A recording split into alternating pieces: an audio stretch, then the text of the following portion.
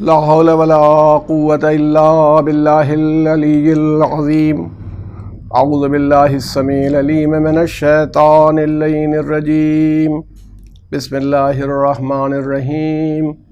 الحمد لله رب العالمين والصلاة والسلام على سيد الأنبياء والمرسلين سيدنا ومولانا بالقاسم محمد وآلہ الطیبین الطاہرین المعصومین المظلومین. استغفر اللہ الذی لا الہ الا هو الحی القیوم الرحمن الرحیم ذو الجلال والاکرام. واتوب الی توبۃ عبد ذلیل خاضع فقیر بائس مسکین مستکین مستجیر لا یملک لنفسہ نفعا ولا ضرا ولا موتا ولا حیاتا ولا نشورا. اما بعد فقد قال اللہ تبارک وتعالی فی کتابہ المجید والفرقان الحمید وقولہ الحق. بسم اللہ الرحمن الرحیم. انا ہدیناہ السبیل اما شاکرا و اما کفورا. صلوات اللہم صلی علی محمد وعلی محمد. عزیزان محترم اور عزیزان امام مظلوم، یہ سلسلہ بیان میں پہلی مجلس ہے. جیسا کہ آپ کے علم میں ہے کہ امام حسین علیہ السلام کی تعلیمات اس کا موضوع ہے. اگرچہ کسی بھی معصوم کی تعلیمات کو کوئی آدمی پوری زندگی کوشش کرتا رہے تو باوجود اس کے پاس کے علم ہو، تمام سہولتیں مہیا ہوں، تو بھی احسا نہیں کر سکتا. اس کے لیے تو ہمارے پاس حدیث بھی موجود ہے، لیکن یہ بہرحال جتنی باتیں ہم لوگوں کی سمجھ میں آتی ہیں یا جو ممکن ہیں اس کو ہم لوگ کوشش کریں گے کہ ان مجالس میں آپ کے سامنے لا سکیں کہ حضرت کی سیرت کے اندر کون کون سی چیزیں چھپی ہیں جو ہمارے لیے بھی مفید اور فائدہ مند ہو سکتی ہیں، صرف اس اعتبار سے نہیں کہ وہ آپ ہمارے قائد ہیں اور ہمیں آپ کا اتباع کرنا ہے. تو امام حسین علیہ السلام کی کیا تعلیمات ہیں، اس پر ہم لوگ دیکھیں گے اور غور کریں گے. اس سلسلے میں جو ہم نے آج جو موقع پایا ہے آپ کے خدمت میں عرض کرنے کے لیے، وہ سورہ دہر یا سورہ انسان یا سورہ حلطہ جو کہلاتا ہے اس کی یہ آیہ کریمہ ہے.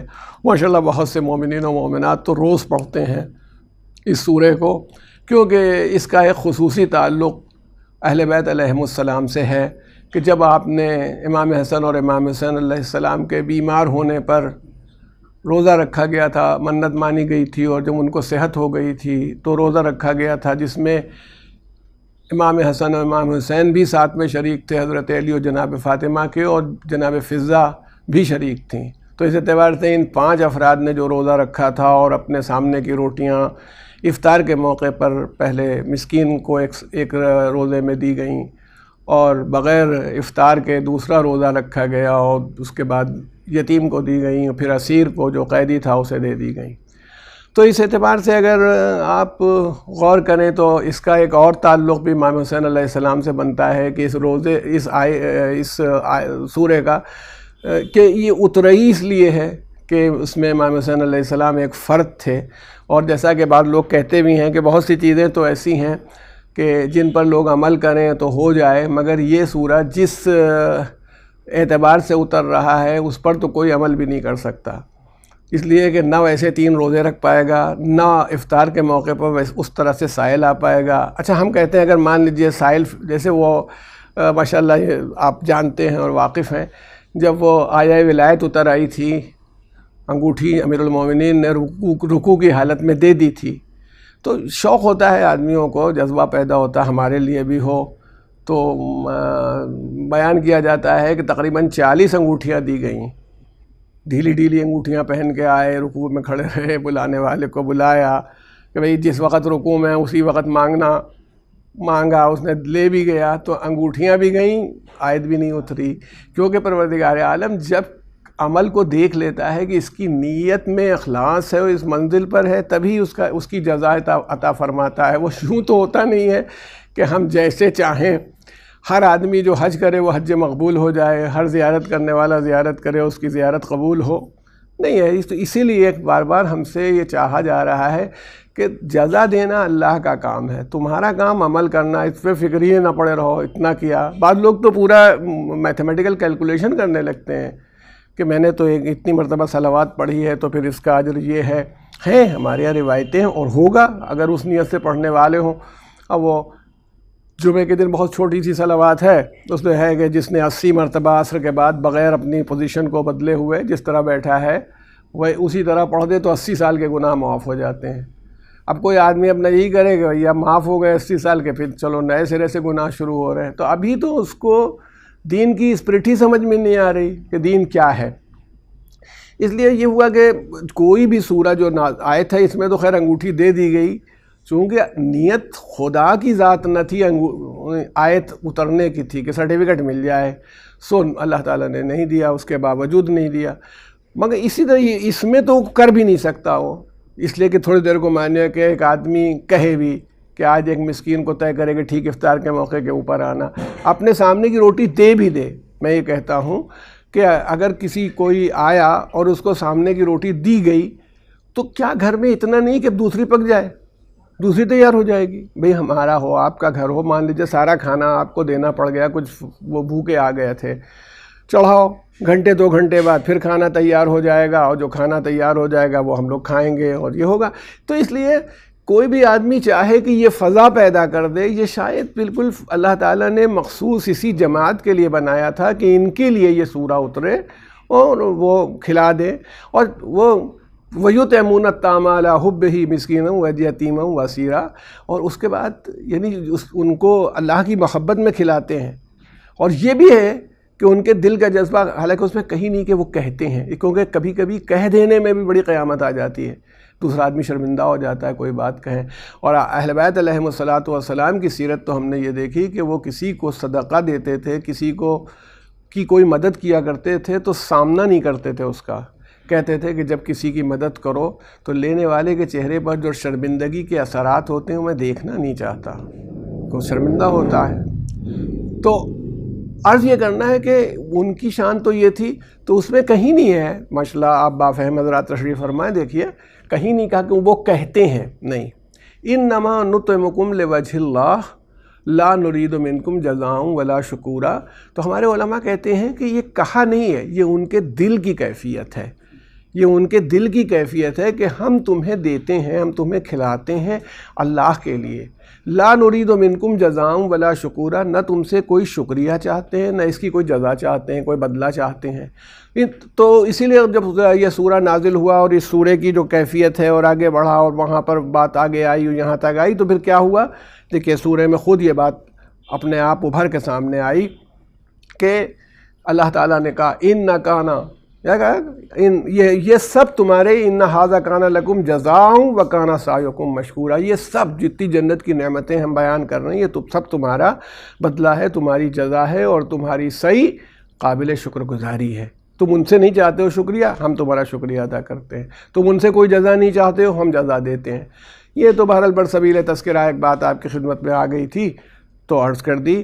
اب بات کو آگے بڑھا کے دیکھیں تو یہ ہے کہ امام حسین علیہ الصلاۃ والسلام اس سلسلے کی ایک فرد ہیں جن کے لیے سورہ نازل ہوا۔ قرآن خود کیا کہہ رہا ہے؟ قرآن یہ کہہ رہا ہے، جس آیت کی تلاوت کا شرف حاصل ہوا ہے کہ انا ہدیناہ السبیل، دیکھیے اللہ تعالیٰ فرما رہا ہے کہ هل اتى علی الانسان حین من الدہر لم یکن شیئا مذکورا، بے شک یعنی مطلب یہ کہ انسان پر ایک ایسا وقت گزر چکا ہے، کیا نہیں گزرا اس کے اوپر، کہ وہ کوئی قابل تذکرہ چیز نہیں تھا۔ اچھا ماشاءاللہ اب سب بافہم افراد موجود ہیں، آپ سوچ لیں کہ مان لیجئے ایک صاحب جو تشریف فرمائے ان کی عمر 40 سال ہے، تو 41 سال پہلے وہ کیا تھے؟ بتائیں، کیا ان کا تذکرہ کریں گے، وہ کیا چیز ہیں، کہاں ہیں، ہمیں تو کچھ پتہ بھی نہیں 41 سال پہلے۔ وہ ڈاکٹر علی شریعتی مجھے یاد آ جاتے ہیں، وہ کہا کرتے تھے کہ تم اس وقت 40 سال کے ہو تو تم 41 سال پہلے کہاں تھے؟ شاید کسی گیہوں میں، شاید کسی انڈے میں، شاید گوشت میں جو تمہارے باپ نے کھایا، جو تمہاری ماں نے کھایا ہے، اس میں تھے۔ اس کے بعد کہا جب تم مر جاؤ گے، پوچھا ہے، اور اس کے بعد قبر میں چلے جاؤ گے اور پھر تم صفر ہو جاؤ گے، تو تم اپنی پوری زندگی صفر سے شروع کرتے ہو، صفر ہی پر ختم کر دیتے ہو. یعنی یہ ہے کہ زیرو سے زیرو تک ہو. تو تم، قرآن کہتا ہے تم کوئی قابل ذکر چیز نہیں تھے.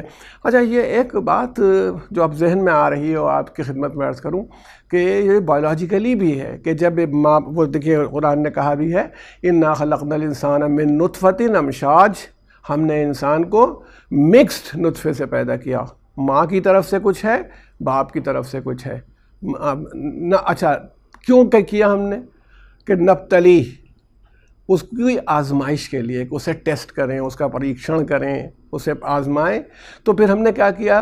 اسے سمیع و بصیر بنایا، سننے والا بنایا، دیکھنے والا بنایا. مگر ہم نے مخلوط نطفے سے پیدا کیا، جس کو وہ کہہ رہا ہے، ذات کہہ رہی پروردگار کی کہ ہم نے آدمی کو جب تخلیق کیا تو وہ کوئی قابل تذکرہ چیز نہیں تھا. اب میں یہ کہتا ہوں، میں کبھی اپنے لیے سوچتا ہوں تو میں یہ کہتا ہوں کہ جب باپ کا اسپرم جاتا ہے جو بایولوجیکلی ہے، تو اس میں کروڑ تو کم ہیں، کروڑ نہیں، پتہ نہیں کتنے کروڑ وہ جرثومے ہوتے ہیں جو موو کرتے ہوتے ہیں. ان میں سے کوئی ایک جرثومہ اس جگہ پہنچتا ہے جس سے انسان کی خلقت ہوتی ہے. ایک، کئی کروڑ میں یا اس سے بھی زیادہ، یعنی پوری انڈیا کی آبادی سمجھ لیجئے آپ، اس میں ایک آدمی کا سلیکشن ہونا ہے. یعنی مثلا میں بیٹھا ہوں یا آپ تشریف فرمائیں، کوئی ایک جرثومہ تھا، باقی سب فنا ہو گئے، مر گئے. اور اگر ان میں سے وہ والا نہ پہنچا ہوتا، دوسرا ہوتا، تو ہم ایک دوسرے آدمی ہوتے، ہم ایک تیسرے، کوئی دو آدمی. اب یہ اللہ کی خلاقیت ہے. دیکھیں ماشاء اللہ، ہم لوگ بیٹھتے ہیں، اگر کوئی آرٹسٹ ہو، شعراء کا یہی حال ہوتا ہے، جتنے شعر کہتے ہیں چاہتے ہیں سب پڑھ دوں، ان کو ہر شعر اچھا لگتا ہے. آرٹسٹ کسی تصویر کو برباد نہیں کرنا چاہتا. اللہ کی شان یہ ہے کہ آپ نیم میں جو اس کا بیج ہوتا ہے، جو نمکوریاں کہلاتی ہیں، گرتی ہیں، کوئی کتنی نمکوریاں ہیں جس سے نیم پیدا ہوتی بعد میں. یعنی زیادہ تر جو ہوتی ہیں تیل بن جاتا ہے، وہ ختم ہو جاتی ہیں. اگر ورنہ تو نیم ہی کے بغیر نیم، ساری دنیا میں نیم ہی نیم رہے. یہ اس کی خلاقیت ہے. چلا جائے، اتنے کروڑ چلے گئے، ان میں سے کوئی ایک آدمی بن گیا تو کہہ رہے تم کوئی قابل تذکرہ چیز نہیں تھے، بس کچھ بھی نہیں تھے تم. ہم نے تمہیں دیکھنے والا بنایا، سننے والا بنایا. ہمارا مقصد کیا تھا؟ کہ تمہیں آزمائش میں ڈالیں اور تمہیں آزمائیں. نہ تم پورے طور پر اپنے باپ کی طرف ہو، نہ پورے طور پر اپنے ماں کی طرف ہو. تم ایک بالکل نئے آدمی ہو جس کو ہم نے سننے والا بنایا. سننے والا خالی یہ نہیں کہ سن لے، سننے کے بعد جو سنتا ہے اس سے کوئی نتیجہ نکالنے کی طاقت رکھتا ہے. اور ہم نے تمہیں بصیر بنایا، دیکھنے والا. دیکھیے، دیکھنا اور ہے اور بصیر ہونا اور ہے. آدمی اندھا ہو جائے تو بھی بصیر ہوتا ہے. یہ غور کر لیجیے گا. یہ نہیں ہے کہ وہ جب دیکھے گا تو وہ بصیر سمجھا جائے اور نہ دیکھے گا. نہیں، وہ دیکھنے میں بھی اصل حقیقت تک پہنچتا ہے. دیکھتے تو جانور بھی ہیں. تو تم کو سمیع بنایا اور بصیر بنایا. انا ہدیناہ السبیل، پھر ہم نے راستے کی تمہیں ہدایت کر دی. ہم نے ہدایت کی تمہیں راستے کی. اب انا ہدیناہ السبیل، اب تمہارے پاس اختیار ہے. اما شاکرا و اما کفورا، چاہے تم شکر گزار بن جاؤ یا نافرمان بن جاؤ. تمہارے پاس دونوں اپرچونٹیز ہیں. تم شکر گزار بن سکتے ہو، ہمارے اطاعت گزار بن سکتے ہو، ہماری بات ماننے والے بن سکتے ہو، نافرمان بن سکتے ہو. اور نافرمان بنو گے تو آگے بھی سزاؤں کا تذکرہ موجود ہے.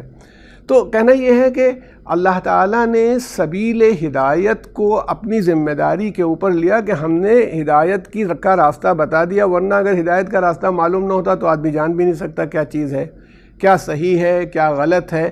یہ شعور پہلے سمجھنے کی طاقت دے دی، اختیار دے دیا، اس کے بعد ہدایت کا سلسلہ دے دیا. اب اس کو بہت زیادہ تفصیل میں نہ جا کر کے اگر ہم لوگ دیکھیں، دیکھیے آپ کے سامنے سیدھی سی بات آ رہی ہے. قرآن ہدایت کتاب، یہ ہدایت کے لیے اتاری گئی ہے اور ہدایت کرتی ہے. اچھا، مگر مجبوری کیا ہوتی ہے؟ کتاب کی ہدایت میں یہ ہوتا ہے کہ سمجھنے والے اپنے اپنے معنی دیتے رہتے ہیں. تو اللہ تعالیٰ نے ہدایت کو اور مستحکم اور مضبوط کرنے کے لیے یہ نہیں کیا کہ کتاب کی ہدایت پر چھوڑ دیا ہو. کتاب کے ساتھ صاحبان کتاب کو رکھا کہ یہ بتائیں گے کہ کتاب کیا ہے. اور ماشاء اللہ یہ مجمع ضرور جانتا ہوگا، مگر وہ برسبیل تذکرہ کہہ دوں. کتنے آدمی رسول اللہ صلی اللہ علیہ وآلہ وسلم سے کہا جا رہا ہے کہ آپ عبادت کرتے رہیے حتیٰ اتاکل یقین تک. تو اب اس میں کیا مطلب ہے کہ یہ ہے کہ جب تک آپ کو یقین نہ ہو جائے رسول اللہ آخری سانس تک عبادت کرتے رہے تو یقین تو کبھی معاذ اللہ نعوذ باللہ من ذالک کبھی آپ کو یہ یقین نہیں. جب معصوم سے پوچھا گیا کہ کیا معنی تو آپ نے فرمایا کہ یقین کے معنی موت ہیں. ہمارے یہاں بھی کہا جاتا ہے ایز سرٹن ایز ڈیتھ، اتنا ہی یقینی ہے جیسے موت یقینی ہے. تو جب تک موت نہ آ جائے عبادت کرتے رہیں. جب امام حسین علیہ الصلوۃ والسلام کی زیارت پڑھی جاتی ہے، زیارت وارثہ میں بھی ہے، اس میں بھی یقین آتا ہے کہ آپ نے جب تک حتیٰ تک یقین آپ نے یہ عبادت انجام دی کیا. تو عرض یہ کرنا ہے کہ آپ بغیر کتاب کو، بغیر صاحب کتاب کے نہیں سمجھ سکتے. یہ ایک تھیم ہے جو ہمیشہ یاد رکھنا چاہیے. یعنی اسی لیے اللہ کے رسول حضرت محمد مصطفیٰ صلی اللہ علیہ وآلہ وسلم نے دیکھیے کیا کہا کہ اپنے آخری وقت میں کہ ارشاد فرمایا کہ میں انی تارکن فیکم الثقلین کتاب اللہ و عطرتی اہل بیتی، میں تمہارے درمیان دو وزنی چیزیں، بھاری چیزیں، یعنی جن کی وہ کوئی ہلکی چیز نہ لوگ ہلکے پن میں لے لیں، دو بھاری چیزیں تمہارے لیے چھوڑ رہا ہوں، سنگین چیزیں. وہ کون سی چیزیں ہیں؟ کتاب، اللہ کی کتاب ہے، وہ عطرتی اور میری عطرت ہے. اور ارشاد فرمایا کہ یہ دونوں ایک دوسرے سے جدا نہیں ہوں گے حتیٰ یرد علی الحوض، یہاں تک کہ میرے پاس حوض کوثر پر پہنچیں. اور وہ اگر تم نے ان سے تمسک کیا تو لن تضلوا بعدی ابدا، تو تم ہرگز گمراہ نہیں ہوگے. تو اس کا مطلب یہ ہے کہ اب کوئی بھی آدمی کہے کہ وہ ٹھیک ہے قرآن کافی ہے اور قرآن سے کام ہو جائے گا، تو پھر رسول اللہ تو کہہ رہے ہیں دونوں سے تمسک کرو. لن تمسکتم بہما، اگر ان دونوں سے تم نے اپنا رشتہ مضبوط جوڑا ہے تو لن تضلوا بعدی ابدا، تو ہرگز گمراہ نہیں ہوگے. تو اب اس کا مطلب ہے کہ صراط مستقیم واضح کرنے کے لیے اللہ کے رسول نے ایک راستہ یہ بتایا کہ یہ قرآن ہے اور یہ قرآن کے ساتھ ساتھ میری عطرت ہے. یعنی قرآن جو عطرت سمجھائے گی اس کے اعتبار سے تمہیں فیصلہ کرنا ہوگا اور وہی تمہیں راہ ہدایت دے دے گی، اس راستے پر چلو. اب دیکھیے جس طرف میں آپ کو لانا چاہتا ہوں کہ اگر کبھی بھی تھوڑی دیر کے لیے غور کیا جائے کہ جو ہدایت ہم کہتے ہیں کہ راہ ہدایت کا ہونا، سبیل کا ملنا، اور انا ہدیناہ السبیل اما شاکرا و اما کفورا، بے شک ہم نے راہ ہدایت کو واضح کر دیا اور یہ سبیل دکھا دی، راستہ دکھا دیا، یہ آپ کے سامنے ہے. لیکن دیکھیے اگر کوئی بھی آدمی اس کو اس رخ سے سمجھنا چاہے اور کہ بھئی وہ ہدایت کا راستہ ہے، جان لیں گے، ایک بار جان لیا سمجھ میں آ گیا، یا رسول اللہ صلی اللہ علیہ وآلہ وسلم ہی کافی تھے، وہ بتا گئے سب، انہوں نے ساری جو سیرت تھی اور سنت تھی بتا دی. میں آپ سے عرض کرنا چاہتا ہوں کہ انبیاء کا معاملہ بالکل ایسے ہی ہوتا ہے کہ جیسے حالات ہوتے ہیں ویسا ان کا عمل ہوتا ہے. جو لوگ جن کو معلوم ہے، مان لیجئے جن لوگوں نے اللہ کے رسول کو دیکھا تھا، وہ چاہے ان کے ساتھی ہوں، چاہے بیویاں ہوں، چاہے رشتہ دار ہوں، جن لوگوں نے بھی رسول اللہ کو دیکھا ہے کہ پیغمبر صلی اللہ علیہ وآلہ وسلم کا یہ عمل تھا. تو یہ بتائیے کیا ہمیشہ ایک سا عمل پیغمبر کا رہا ہے، ایک جیسا عمل رہا ہو؟ آپ جب تلاش کریں گے تو معلوم ہوگا کہ نہیں، ایک جیسا عمل نہیں تھا، کیونکہ مکے کی زندگی میں آپ کا اپروچ کچھ اور تھا، مدینہ کی زندگی میں آپ کا معاملہ کچھ اور تھا. جب مدینہ کی زندگی میں بھی آپ غور کر لیجئے، جب بدر کی لڑائی ہوئی، لوگ لڑنے کے لیے چلے آئے تو آپ نے ایک الگ انداز سے لڑائی لڑی اور جنگ کی. جب احد کی لڑائی ہوئی کچھ اور، جب احزاب یا خندق میں لڑائی ہوئی تو پیغمبر چاہتے تھے کوئی آنے ہی نہ پائے، خندق کھدوا دی تھی کہ کوئی نہ آئے، جنگ یوں ہی ختم ہو جائے. انداز اگر کوئی بھی آدمی بدر کو دیکھ کے یہ بتا سکتا ہے کہ خندق میں کیا ہوگا، بدر کی لڑائی ہوئی تو جو حالات تھے، رسول اللہ کے پاس 313 آدمی تھے، قاعدے کی تلواریں بھی نہیں تھیں، یہ بھی نہیں، جس طرح لڑنے گئے. احزاب میں جب لڑنے گئے تو کچھ اور انداز تھا، جب خیبر میں گئے تو کوئی اور انداز. دیکھیے جب تک پیغمبر نے عمل نہیں کیا کوئی آدمی جان نہیں سکتا کیا کریں گے. یہاں تک کہ حدیبیہ وہ جگہ ہے جہاں اللہ کے رسول نے صلح فرمائی، جب کہ خواب دیکھا تھا کہ ہم لوگ عمرہ کر رہے ہیں اور جانور وہ سب طواف کر رہے ہیں اور جانور ذبح کر رہے ہیں. آپ نے خواب دیکھا تھا. نبی کا خواب ہمیشہ صحیح ہوتا ہے، یہ بھی صحیح ہے، نبی غلط خواب، یہ وحی کی ایک شکل ہوتی ہے. اللہ کے رسول گئے بھی، اچھے کئی ہزار لوگ، 6,000-8,000 آدمی موجود ہیں، ساتھ میں ہیں، اور وہاں پر ان کو جانے نہیں دیا جا رہا. اب بتائیے ہم اگر پوچھنا چاہیں کہ رسول اللہ کیا کریں گے تو کیا جواب ہے؟ کسی کو نہیں معلوم کہ اللہ کے رسول کیا کریں گے، کوئی نہیں جان سکتا۔ تو جب ہم کو پتہ نہیں، کوئی نہیں جان سکتا کہ بھئی کیا کریں گے، اور جب انہوں نے صلح کر لی، سب تو یہی سمجھ رہے ہوں گے ابھی تلواریں کھنچ جائیں گی، اور پھر ہم نے تو وہاں پر جب دیکھیے لڑنے والوں کا مزاج یہ ہوتا ہے کہ ہم تو 5 تھے تو ہم نے پٹخ دیا تھا، تو اب یہ تو 25 ہیں، تو اب تو اور ٹھیک دیکھ لیں گے۔ ماشاءاللہ خیر، اللہ سلامت رکھے ماتمیوں کو۔ بعض وقت تو انجمنیں جو ہوتی ہیں آستینیں چڑھا لیتی ہیں، اور یہ ہے کہ ہم دیکھ لیں گے اور سمجھ لیں گے، جبکہ یہ نہیں کرنا چاہیے کبھی بھی انجمنوں کو، کیونکہ ہر انجمن جو ہے وہ امام حسین ہی کا دستہ ہوتی ہے۔ تو دستہ جو امام حسین کا ہو وہ ایک دوسرے کے ساتھی ہوتے ہیں، ایک دوسرے کے مخالف اور رقیب نہیں ہوتے، مگر یہ کہ ایک جذبہ اور جوش پیدا ہو جاتا ہے۔ زیادہ لوگ تھے اس لیے اس میں بڑی شخصیات کو ہوا کہ یہ تو نہیں ہے، لوگ رسول اللہ نے کہا یہیں سے لوٹ چلو، صلح کر لی، کہتے تھے یہ تو اللہ کے رسول ہیں تو صلح کیسے کر لی۔ اس کا مطلب ہے کہ حضور کی جنگ بھی لوگوں کی سمجھ میں نہیں آئی، حضور کی صلح بھی نہیں سمجھ میں آئی۔ کیا اچھا قرآن کہہ رہا ہے انا فتحنا لک فتحا مبینا، موجود ہے آیت کہ بے شک ہم نے آپ کو کھلی ہوئی فتح عطا کی۔ تو جب کہا کہ ہم نے آپ کو کھلی ہوئی فتح عطا کی تو وہ سب کہنے لگے کہ کون سی فتح؟ کہا بھئی یہ حدیبیہ میں جو ہم نے صلح کر لی ہے یہی فتح ہے۔ کہا اچھا تو فتح ایسے بھی ہوتی ہے؟ دیکھیں یہ بات یاد رکھیے گا کہ میں عجیب وہ ہو جاتا ہوں، سوچتا ہوں کہ کبھی کبھی ہم لوگ جو لوگ صحیح سوچتے رہتے ہیں۔ بہت بڑے شاعر جناب جوش ملی آبادی امام حسین علیہ السلام کے عاشق تھے، کتنے مرثیے انہوں نے کہے۔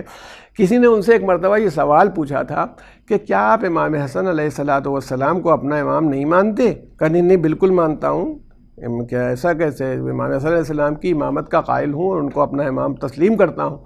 تو لوگوں نے کہا کہ آپ نے امام حسین علیہ السلام کے لیے تو اتنا کچھ کہا اور امام حسن علیہ السلام کے لیے کچھ نہیں کہا۔ جب یہ کہا ارشاد فرمایا جوش سے کسی نے، تو جناب جوش ملی آبادی کہنے لگے کہ بھائی امام معصوم تو مانتا ہوں، مگر صلح میری پٹھان فطرت کو گوارا جو نہیں ہے۔ بھائی آخر تو میں پٹھان ہوں، مجھے صلح پسند نہیں ہے۔ تو ویسے ہی بہت سی فطرتوں کو صلح پسند نہیں ہوتی، مگر جو اللہ کا ہادی ہوتا ہے، اللہ کی طرف سے معین کیا ہوا، اس کا کام ہی یہی ہوتا ہے کہ جو اللہ چاہتا ہو، جیسا موقع ہو ویسا کام کرے۔ وہ حق کی بالادستی کے لیے، حق کی بلندی کے لیے لڑتا ہے کہ سچائی یہ اوپر رہے، اس کے اپنے جذبات نہ ہو۔ تو کوئی بتا سکتا تھا کہ رسول اللہ صلی اللہ علیہ وسلم کیا کریں گے۔ اچھا بات آگے بڑھ گئی، اس کے بعد وہ ان لوگوں نے صلح کی شرائط توڑ دیں۔ جب توڑ دیں تو رسول اللہ گئے، مکہ فتح ہوا، ایک آدمی قتل نہیں ہوا، مان لیجئے کوئی لڑائی نہیں لڑنا پڑی، آپ نے سب کو معاف کر دیا۔ کوئی جان سکتا تھا کہ کیا ہوگا؟ حضور اگر رسول اللہ کی بات کو جاننے کا سلیقہ ہوتا تو غدیر میں لوگ ٹکتے ہی نہیں، کوئی جانے ہی نہیں کہ کیا ہوگا۔ یہ حی علی خیر العمل کی جو آواز آ رہی، بلایا جا رہا ہے، ورنہ سب لوگ کہتے ہمیں بڑا کام تھا ہم چلے گئے، کوئی پتہ نہیں کچھ کہتا کہ ہم نہیں تھے، مگر حضور نے بتایا ہی نہیں۔ اچھا یہی بات اللہ کے رسول نہ اللہ کے لیے یہ کہیں کہ اس کو معلوم نہیں تھا، نہ رسول کے لیے کہہ سکتے ہیں معلوم نہیں تھا۔ حج کے موقع پر بہترین جگہ خانہ کعبہ تھی، وہاں پر آپ نے خطبہ ارشاد بھی فرمایا ہے، وہیں کہہ کے چھٹی کر دیتے۔ مگر ایک ایسی جگہ کے اوپر آپ نے خطبہ دیا جہاں پر دور دور تک سایہ بھی نہیں ہے دھوپ میں، ٹھیک دوپہر کے وقت آپ نے خطبہ دیا، صرف یہ کہنے کے لیے کہ من کنت مولا ہو فہذا علی مولا، جس کا میں مولا ہوں اس کا یہ علی مولا ہے، یہ بتانے کے لیے۔ اس کا مطلب ہے کہ جو ہادی برحق ہوتا ہے، جو اللہ کی طرف سے مقرر کیا ہوا ہادی ہوتا ہے، وہ کیا کرے گا اور کیوں کرے گا اور کب کرے گا، اس کی تو لوگوں کو خبر بھی نہیں ہوتی، دور دور تک پتہ نہیں ہوتا۔ تو جو آدمی یہ دعویٰ کرے کہ صاحب ہم تو ہمیں لکھ کے دے دیجئے، قرآن دے دیجئے، یا رسول اللہ صلی اللہ علیہ وآلہ وسلم کی سیرت کافی ہے۔ میں تو کبھی کبھی اپنے کلاس میں جب پڑھاتا تھا مسلم جو اسٹوڈنٹس وغیرہ، تو پوچھتا تھا، اکثر تمام لڑکے بیٹھے رہتے تھے، اس میں تو ہر قوم و مذہب و ملت کے لوگ ہوتے تھے، کہ بتائیں یہ کیسے آج کے حالات میں آپ بتائیے کہ رسول اللہ صلی اللہ علیہ وآلہ وسلم کے زمانے میں خون بیچا جا سکتا تھا؟ آدمی کا خون خرید لیں بیچ لیں بوتل نہیں ہو سکتا تھا، کیونکہ اس زمانے میں بعض لوگ اپنی صحت بنانے کے لیے آدمی کا خون پیا کرتے تھے۔ وہ خون لے لیا پی لیا ہے۔ ایک ڈاکٹر صاحب الہ آباد میں تھے، مر گئے، بہت دن ہوئے ان کو، تو وہ ان کا کچھ طریقہ علاج ہی یہی تھا، اسی آدمی کا خون نکلوا کے جس کو گٹھیا وٹھیا ہوتا تھا اس میں نیبو وبو ملا کے پلواتے تھے، پتہ نہیں کون سا طریقہ علاج تھا۔ مگر اس وقت اسلام تو انسانی خون پینے کی اجازت نہیں دے سکتا. تو اللہ کے رسول کے زمانے میں اگر پوچھیں اچھا یہ پوچھیں کہ آئی ڈونیٹ کر سکتے ہیں کہ نہیں کر سکتے, کڈنی ڈونیٹ کر سکتے ہیں؟ پیغمبر صلی اللہ علیہ وآلہ وسلم کے زمانے میں یہ حالات نہیں پیدا ہوئے. تو جب یہ حالات نہیں پیدا ہوئے تو وہ آپ تلاش کرنا چاہیں گے ڈائریکٹلی سنت پیغمبر میں تو نہیں ملے گی. اسی لیے رسول اللہ صلی اللہ علیہ وآلہ وسلم نے جب یہ بات کہی کہ میں انی تارکن فیکم الثقلین کتاب اللہ و عطرتی اہل بیتی، کہ بھیا یہ دنیا چلتی رہے گی، زمانہ چلتا رہے گا، پریشانیاں، سمسیائیں، پرابلمس آتی رہیں گی. ہر زمانے میں ایک ایسا ہادی ہونا چاہیے، ایک ایسا رہنما ہونا چاہیے، راستہ دکھانے والا ہونا چاہیے جو ضرورت کے مطابق یہ بتا سکے، یہ نہ بتائے کہ رسول اللہ نے کیا کیا تھا، یہ بتا دے کہ اس سچویشن میں رسول اللہ کیا کرتے. اگر اللہ کے رسول موجود ہوتے تو کیا کرتے وہ بتا دے. وہی راہ ہدایت ہے. اگر راہ ہدایت تلاش کرنا چاہتے ہیں تو رسول اللہ صلی اللہ علیہ وآلہ وسلم نے یہ کیا. اچھا وہ خالی ایک بات دیکھیے، میں آپ سے بار بار یہ بات کہتا ہوں کہ ہم جذباتیت سے بات نہ کریں، کیونکہ بہت سی باتیں ہم تو تمام مذہب و ملت کے لوگ سنتے ہیں، ہم سب کے ساتھ ہیں اور سب سے محبت کرتے ہیں اور سب کا لحاظ کرتے ہیں. مگر ہم آپ سے پوچھتے ہیں کہ کبھی بھی آپ بتائیے کوئی بھی آدمی، میں اس وقت تقریر کر رہا ہوں یہاں پر اور مومنین تشریف فرما ہے، سن رہے ہیں، یہ بتائیے اتنی دیر میں میرا چھوٹا سا بچہ ابھی آ جائے ادھر سے، میں کیا کروں؟ اور الجھ کے گر جائے. اگر میں اتر کے بھی سب چھوڑ چھاڑ کے وہاں چلا جاؤں تو مجھ سے لوگ نہ کہیں لیکن کرٹیسزم ہوگا، تنقید ہوگی کہ مولانا کو دیکھیے بچہ ذرا سا گر گیا تھا، وہ صاحب کو بہت سے لوگ تھے کوئی اٹھا ہی لیتا، لوگ دوڑے بھی تھے اٹھانے کے لیے لیکن خود گئے، پھر لا کے اس کو ممبر پر بٹھا لیا، پھر مجلس چھوڑ کے بچے کو بتانے لگے کہ یہ کون ہے. آپ بتائیے. تو اس کا مطلب ہے کہ اگر رسول اللہ صلی اللہ علیہ وآلہ وسلم نے یہ کہا ہے تو اس کے پیچھے کوئی راز ہے. یہ بتانا ہے کہ یہ کوئی عام بچہ نہیں ہے جو الجھا ہے اور گرا ہے، یہ بھی سب اللہ کا نظام ہے. ہم تو مانتے ہی نہیں کہ امام گر سکتا ہے. امام کا گرنا، امام کا بیمار ہونا، معصوم کا الجھ کے اپنی قبا میں گر جانا، یہ سب الہی انتظام ہوتا ہے کہ پروردگار یہ چاہتا ہے کہ دوسرے اس معرفت کو حاصل کرنے کی یہ کون ہے. وہ بتا رہے ہیں پہچانو یہ حسین ہے، اس کی نصرت. ابھی اتنا سا بچہ اس کی نصرت کیا کریں ہم؟ 5-6 سال کا بچہ ہے اگر میکسیمم، تو اس کی ہم کیا نصرت کریں؟ پہچان لو اس کو، پہچانو. تو اب یہ اس کا مطلب یہ ہے کہ رسول اللہ صلی اللہ علیہ وآلہ وسلم اس راہ ہدایت کو دکھا رہے تھے، جو ہدایت کا راستہ تھا پیغمبر اس کو دکھا رہے ہیں تاکہ تم کو دقت نہ آئے کہ جب وہ حالات ہوں گے. اسی لیے ہم یہ کہتے ہیں صحابہ کرام بڑے جو واقعتاً صحابہ کرام ہیں اور جنہوں نے واقعتاً رسول اللہ صلی اللہ علیہ وآلہ وسلم کی نصرت پر کی ہے اور جو ان کے نقش قدم پر چلے ہیں، جیسا کہ جناب امیر المومنین نے نہج البلاغہ میں ان کی تعریف فرمائی ہے، ہم واقعتاً سر آنکھوں پر ہیں. لیکن اگر میں کسی صحابی سے یہ جو میں ایک سوال پوچھتا ہوں، جو صحابی رسول اللہ صلی اللہ علیہ وآلہ وسلم کا جنگ بدر سے پہلے دنیا سے رخصت ہو گیا ہو، اگر میں اس سے پوچھوں کہ بدر میں بتاؤ رسول اللہ کیا کریں گے، تو بتا سکتا ہے؟ نہیں بتا سکتا. احد میں پیغمبر کیا کریں گے؟ نہیں بتا سکتا. اب اس کو نہیں معلوم، اس کو معلوم مکے کی زندگی معلوم ہے، اسے تو معلوم ہے کہ آپ نے شیب ابی طالب میں گھاٹی کے اندر 2.5-3 سال کس پریشانی میں گزارے ہیں کبھی لوگ. تو اس کا مطلب یہ ہے کہ جب تک وہ حالات نہیں آتے ہیں تب تک معلوم نہیں ہو پاتا. اسی لیے رسول اللہ نے بار بار تعارف یہ کروایا کہ دیکھو یہ میں وہ نقش چھوڑے جا رہا ہوں، ان شخصیتوں کو چھوڑے جا رہا ہوں، میں نہیں رہوں گا، لیکن جو میری روح ہے، میرے عمل کی جو اسپرٹ ہے وہ برقرار رہے گی.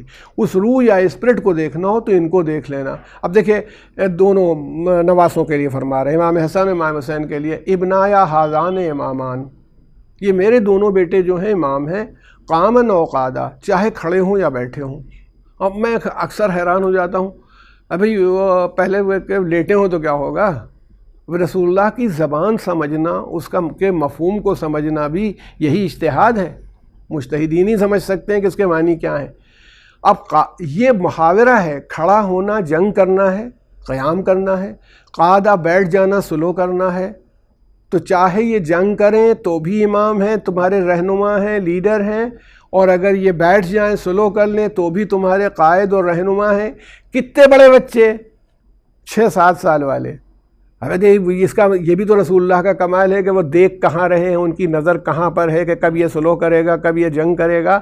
یہ اگر پیغمبر واقعی اسی طرح کی محبت کرتے تھے، یہ میرا نواسا، یہ میری بیٹی، یہ میری رشتہ دار، یہ تو بتائیے یہ تو گویا دنیاوی لیڈروں کا کام ہوتا ہے، وہ تو نہیں ہے۔ ہم نے تو نبیوں کو یہ دیکھا کہ اللہ کے حکم سے بیٹے کو لٹا دیتے ہیں اور چھری لے کر کے چلانا شروع کر دیتے ہیں۔ اگر اللہ کا حکم آ جائے ان کے سامنے تو خدا کی محبت کے آگے کوئی محبت ٹکتی ہی نہیں۔ تو جو اشرف انبیاء ہیں، جو تمام انبیاء پر شرف رکھتے ہیں، ان کی شان کیا ہونا چاہیے؟ اس کا مطلب ہے جب وہ کسی کا اس طرح تعارف کرائیں کہ یہ دونوں میرے بیٹے امام ہیں، چاہے وہ کھڑے ہوں چاہے بیٹھے ہوں، یہ تعارف کرائیں کہ ان کی نصرت کرنا، تو اس کا مطلب یہ ہے کہ یہ وہ راہ ہدایت ہیں جس کی طرف پیغمبر اشارہ کر رہے ہیں کہ اگر تم ان کے راستے پر چلو گے تو انشاءاللہ کبھی تم گمراہی میں نہیں آؤ گے، نہیں پھنسو گے۔ یہ گویا پوری تھیوری ہے جو قرآن کی آیات میں اور پیغمبر کی سیرت میں بار بار ملتی رہی ہے، کوئی نہیں بتا سکتا۔ اسی لیے دیکھیے آپ تلاش کیجئے گا تو آپ کو معلوم ہو جائے گا کتنے لوگ امام حسین علیہ السلام کو روک رہے تھے، نہیں جائیے، ہلاکت ہے، وہ آپ جائیں گے تو ایسا ہو جائے گا اور ویسا ہو جائے گا۔ یہ تمام باتیں ہو رہی تھیں۔ آپ جانتے ہیں کہ جب امام حسین سے بیعت مانگی گئی ہے اور پھر حضرت نے انکار بیعت کیا مدینہ سے مکے، اور تمام واقعات جو انشاءاللہ آتے رہیں گے، تو ان میں کیا چیز آپ کو ملتی ہے؟ یہی چیز نظر آتی ہے کہ جب امام نے اس بات کو سمجھا اور اس بات پر عمل کیا تو پھر کسی کی پرواہ نہیں کی۔ اور رسول اللہ صلی اللہ علیہ وآلہ وسلم کی سیرت بھی یہی تھی کہ جو طے کر لیتے تھے پھر اس کے خلاف کوئی لاکھ سمجھانے کی کوشش کرے، ٹھیک ہے، کبھی بھی انہوں نے یہ فکر نہیں ہوئی۔ حالانکہ سمجھانے والے بہت تھے، اپنی رائے دینے والے بہت ہوتے تھے صبح سے شام تک کہ حضور یہ کر دیں، حضور وہ کر دیں۔ جنگ احد کے موقع کے اوپر ہے جب پیغمبر کو مشورہ دیا گیا اور یہ سب ہوا، تمام صحابہ آپس میں، پیغمبر نے سلاح جنگ پہنے اور چل دیے۔ جب نکلے تو لوگوں نے کہا یا رسول اللہ آپ رک جائیے، نہیں جائیے۔ تو حضور نے یہی فرمایا تھا جب پیغمبر ایک مرتبہ سلاح جنگ پہن لیتا ہے تو پھر واپس نہیں جاتا، پھر وہ میدان ہی میں جاتا ہے، قتال میں جاتا ہے، وہ یعنی مذبذب نہیں ہوتا کہ صبح میں پڑا ہوا چاہنا چاہیے کہ نہیں جانا چاہیے، چلنا چاہیے کہ نہیں چلنا چاہیے، نہیں ہے۔ اب ایک عجیب دنیا ہے۔ ایسے میں کہتا ہوں کبھی امام حسین علیہ السلام کو کی سیرت کو آپ کربلا میں دیکھیے، رسول اللہ صلی اللہ علیہ وآلہ وسلم کی سیرت دیکھیے اور امام حسین کی کیا ہونا چاہیے آپ ہمیں بتائیے۔ رسول اللہ کبھی بھی جنگوں میں اپنے رشتہ داروں کو پیچھے نہیں رکھتے تھے، انہیں پہلے بھیجتے تھے۔ حضرت علی کو، جناب حمزہ، جناب عبیدہ کو بھیجا، یہ سب تمام لوگ جو شہید ہوئے، جناب حمزہ اور آپ کے چچیرے بھائی تھے عبیدہ، وہ شہید ہوئے، ان سب لوگوں کو آگے بھیجا، اپنے رشتہ داروں کو آگے رکھتے تھے، اصحاب کو پیچھے رکھتے تھے۔ کربلا میں امام حسین نے پورا الٹ دیا۔ یہ دیکھیں یہی کہ یہ نہیں دیکھو حضور کیا کرتے تھے، وہ کتاب اٹھا کر کے نہیں ہے کہ امام حسین نے کتاب اٹھائی کہ نانا نے کیا کیا ہے بس میں وہاں کروں گا، نانا اس سچویشن میں ہوتے تو کیا کرتے، یہ امام حسین کا کام تھا اس سبیل کو دیکھنے میں۔ اب جب انہوں نے یہ دیکھا، دیکھیے کربلا میں صبح سے رات ہی میں امام نے بتا دیا تھا کوئی ایک نہیں بچے گا۔ رسول اللہ کے سامنے کیا معاملہ تھا کہ جب جہاد ہوتا تھا انہیں معلوم ہوتا تھا کچھ لوگ قتل ہو جائیں گے، کچھ شہید ہو جائیں گے، کچھ بچ جائیں گے، تو وہ چاہتے یہ تھے کہ اگر شہید ہونا ہو، قتل ہونا ہو تو ہمارے رشتہ دار دنیا سے چلے جائیں، دوست بچے رہیں۔ عموماً پولیٹیکل لیڈرز اور جو دنیا کے بادشاہ ہوتے ہیں ان کا مزاج ہوتا ہمارا والا بچ جائے، غیر مر جائیں۔ رسول اللہ چاہتے تھے کہ غیر بچ جائیں، اپنے والے قربان ہو جائیں۔ امام حسین علیہ السلام کو معلوم یہ تھا کہ ایسا ہوگا کہ کوئی نہیں بچے گا، کوئی ایک آدمی نہیں بچے گا، تو آپ نے پھر یہ کیا کہ جو جتنی دیر میں شہید ہوگا معلوم تھا اتنی ہی تکلیف ہوگی۔ صبح کی جو مان لیجیے صبح 10 بجے شہید ہو گیا، اگر وہ 2:30 بجے شہید ہوگا تو 4 گھنٹے کی بھوک پیاس تکلیف اور ہے، 4 گھنٹے۔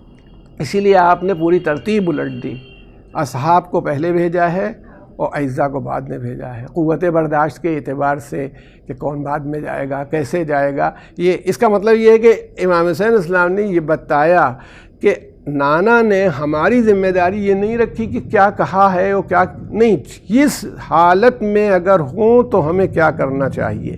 یہ امام حسین کی وہ ترتیب ہے اور وہ کمال ہے جو آپ نے پیش کر کے دکھایا کہ کیسے ہونا چاہیے، اگر بیعت سے انکار ہونا چاہیے تو کیوں، وطن چھوڑنا چاہیے تو کیوں، ایسی کوئی ترکیب پہلے سے موجود نہیں ہے۔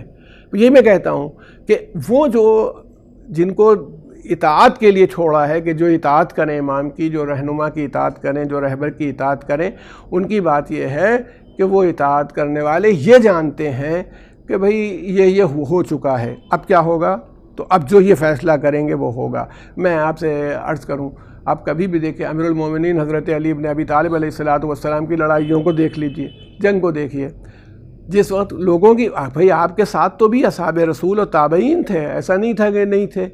جب وہ یہ ہوا ایک مرتبہ کہ جنگ جمل ختم ہوئی، اور جنگ جمل کے ختم ہونے کے بعد ہنگامہ مچا کہ لوگ چاہتے تھے کہ بھئی لڑائیوں میں کیا ہوتا تھا، جو گرفتار ہو جائیں غلام بنا لیے جائیں، وہ بنا لیے جائیں۔ امیر المومنین نے کہا نہیں، جب مسلمانوں میں کسی بات کے اوپر جھگڑا ہو جائے اور اس طرح کی صورت پیدا ہو جائے تو غلام نہیں بنا سکتے۔ اب لوگ ویسا رسول اللہ تو یہ کرتے تھے وہ، تو امیر المومنین نے کہا کہ اچھا تو کون ہے، پھر ام المومنین کا نام لے کے کہا کہ ان کو کنیزی میں لینے کے لیے کون تیار ہے، آگے بڑھو۔ گھر میں تو قانون تو سب کے لیے ایک ہوگا نا۔ تب لوگوں کی سمجھ میں آیا کہ امیر المومنین کیا کر رہے تھے۔ اچھا، آپ بعض جگہوں پر مجھے ماشاءاللہ آپ مجمع تشریف فرما ہے، جس اونٹ کے اوپر ام المومنین تشریف لائی تھیں وہ پے ہو گیا، کٹ گیا۔ اب دیکھیے ان کی نظر، کبھی رسول اللہ نے یہ کام نہیں کیا، نہ رسول اللہ کے سامنے اس طرح کی سچویشن آئی۔ اب اگر کوئی آدمی کتاب سنت اٹھا کر کے کام شروع کر دے گا تو آخر تک کر ہی نہیں پائے گا کہ لڑیں کہ نہ لڑیں، آگے بڑھیں کہ نہیں بڑھیں۔ امیر المومنین نے جب ہو گیا تو آپ نے اونٹ کو جلوا دیا۔ کوئی جانور رسول اللہ نے جلوایا ہے کہیں ہو، اور اس کے بعد اس کی راکھ اڑوا دی۔ میں آج بھی سوچتا ہوں کہ اگر وہ کہیں اونٹ دفن ہو گیا ہوتا تو اونٹ شاہ بابا کا مزار چل رہا ہوتا۔ خطرہ تو واقعی خطرہ تھا۔ بھئی اب عقیدت مندوں کو کس جگہ پر عقیدت پیدا ہو جائے گی۔ امیر المومنین نے کتنا بڑا احسان یہ فرمایا، ورنہ ایک جانور بھی کٹ گیا، جانور کی کیا غلطی ہے بھئی؟ جس جانور میں بیٹھ کے کوئی جو بیٹھ کے آ جائے گا اس کو لے کے چلا آئے گا۔ تو مگر یہ کہ امیر المومنین یہ جانتے ہیں کہ قوم کی گمراہی ممکن ہے، تو قوم کی گمراہی کو روکنے کے لیے کیا کیا جا سکتا ہے۔ ان کا مال نہیں لیا، ان کو یہ نہیں ہے، سب کو معاف کر دیا۔ کہ جتنی لڑائیاں آپ کی ہوئی ہیں مسلمانوں کے گروپ سے ہوئی ہیں، امیر المومنین نے ہر چیز میں ایک نقش بٹھلایا۔ وہی صورتحال ہے کہ جو اصحاب امام حسین ہیں یا امام حسین علیہ السلام خود ہیں، انہوں نے جو آئیڈیا ساری دنیا کے سامنے لا کے رکھا، ویسی تصویر کبھی بنی نہیں تھی کربلا سے پہلے، کبھی نہیں بنی تھی۔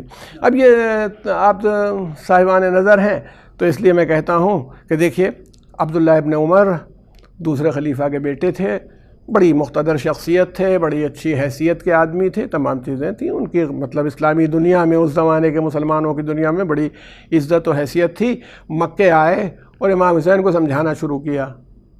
دیکھیں نا، یہی رسول اللہ کیا بتا گئے تھے، رسول اللہ صلی اللہ علیہ وسلم بتا گئے تھے بھئی یہ امام ہے، امام کی اطاعت ہوتی ہے، اس کا اتباع ہوتا ہے، اس کو سمجھایا نہیں جاتا۔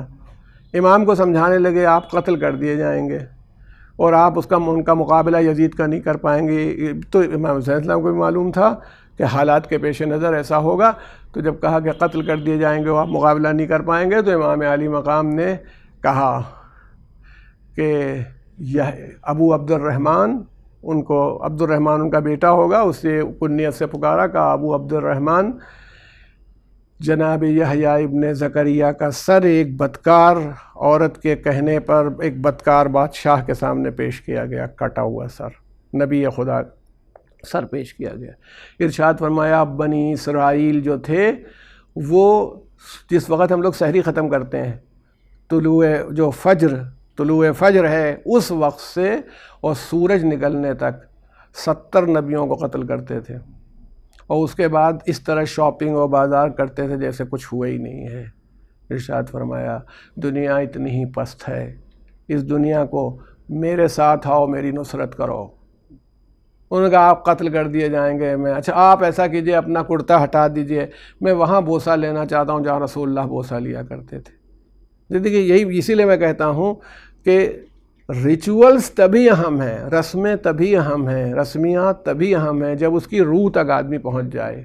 اگر کوئی آدمی یہاں خالی چوم چاٹ کے چلا گیا، یہ ہمارے لیے بھی ایک سبق ہے، پورا سبق ہے ہمارے لیے، یہ خالی نہیں ہے۔ بعض لوگ یہی سمجھتے ہیں کہ علم پر ایک نظر کروا دینے سے انہوں نے جناب عباس کا پورا حق ادا کر دیا، ہو گئی حاضری ہوئی، جناب عباس علیہ السلام کا حق ادا ہوا۔ نہیں، جناب عباس علیہ السلام نے آپ کو وفا کا سبق دیا ہے، وفا تو کریں۔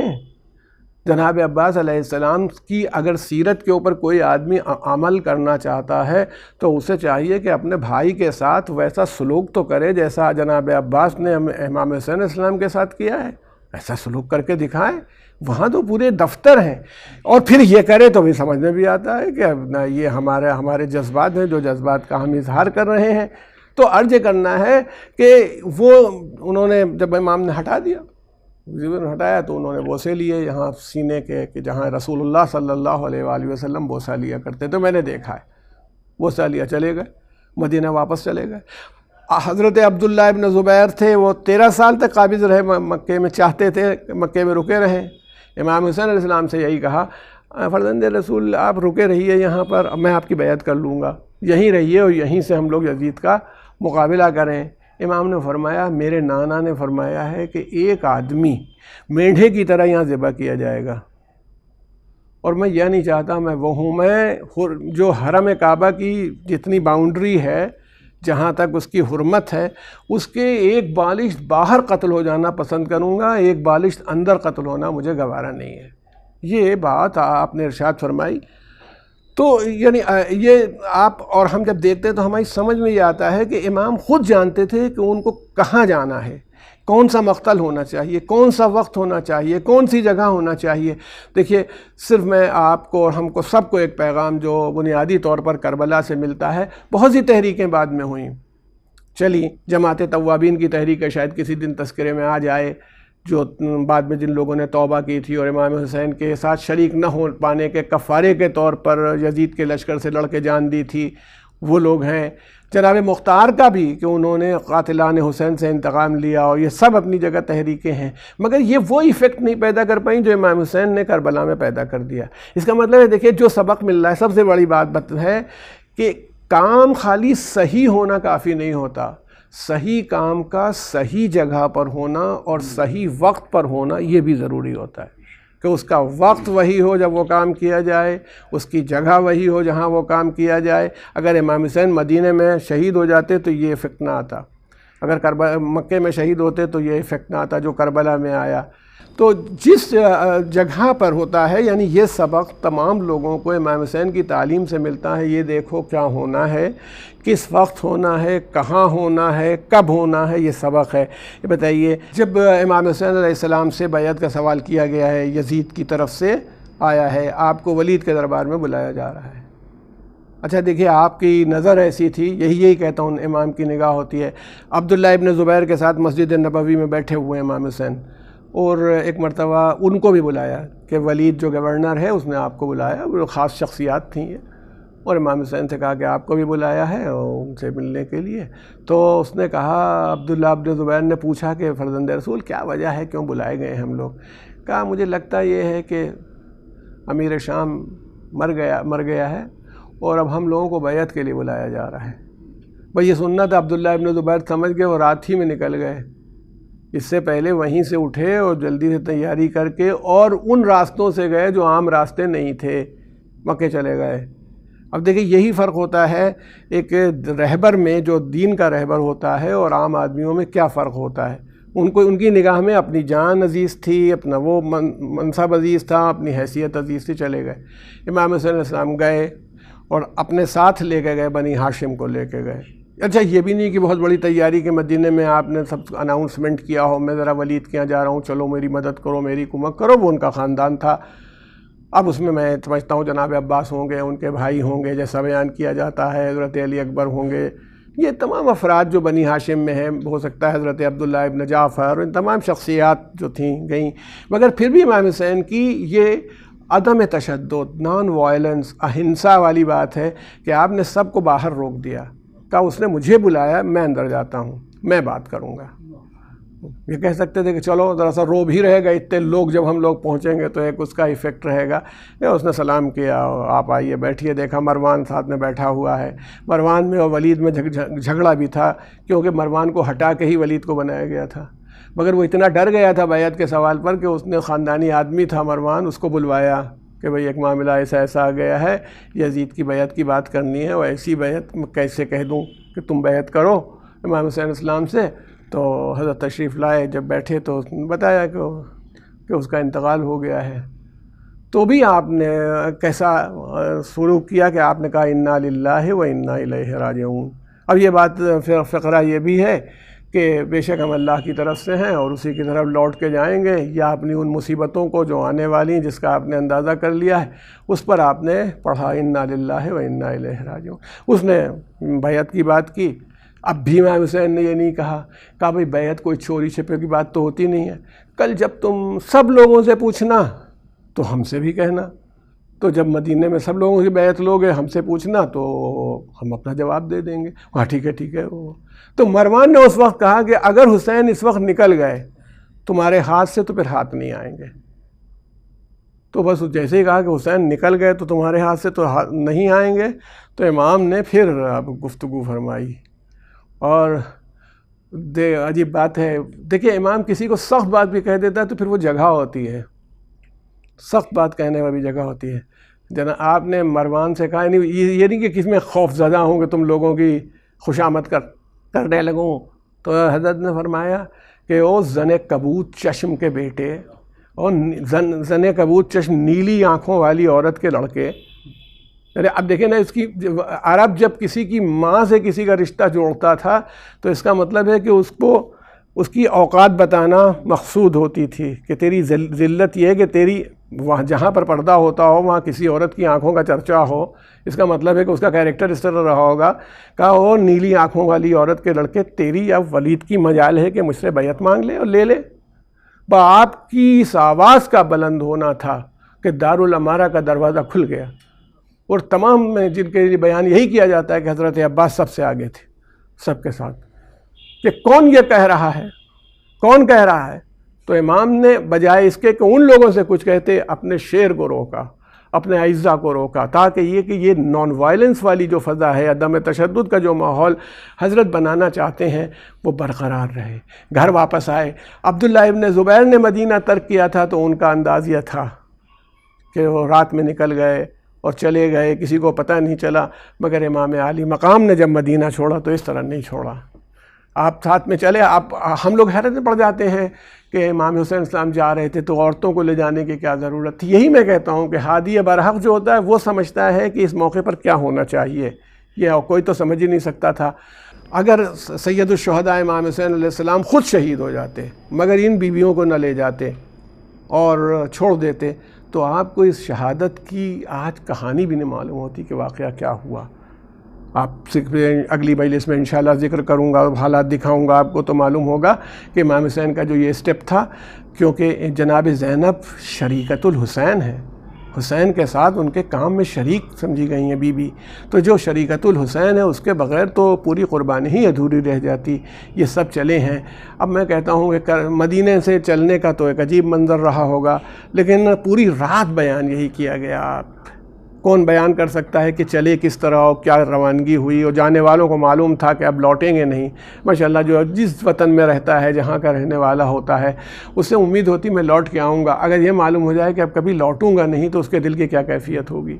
پھر کوئی عام جگہ سے نہیں جا رہا، مدینے سے جا رہا ہے جہاں اس کے نانا کا مزار ہے. اور نانا بھی کوئی عام ذات نہیں جو دنیا کی بہترین ذات ہو سکتی ہے، وہ ہے نانا کا مزار ہے، ماں کا مزار ہے. بلکہ بیان کیا جاتا ہے بار بار جاتے تھے ماں کے مزار کے اوپر، بار بار جاتے تھے رخصت ہونے کے لیے کہ اب میں جا رہا ہوں، اب مدینہ مجھ سے چھوٹ رہا ہے، مادر گرامی میں مدینہ سے جا رہا ہوں. رسول اللہ سے کہتے تھے یا رسول اللہ، یا نانا جان میں اس مدینہ کو چھوڑ کر کے اب جا رہا ہوں. تو بتائیے آپ کہ جو آدمی اس صورت سے جا رہا ہو اس کے دل کی کیا کیفیت ہوگی. میں سمجھتا ہوں کہ اب میں کہوں میرے مولا آپ رو رہے ہیں، آپ جا رہے ہیں، ارے آپ کی مادر گرامی آپ جائیں تو ایسا نہیں ہو سکتا کہ مدینے میں رہے، روح زہرا آپ کے ساتھ ساتھ چلے گی. اگر آپ کربلا جائیں گے تو یہ نہیں ہوگا کہ رسول اللہ ساتھ نہ جائیں، رسول آپ کے ساتھ ہم وقت رہیں گے.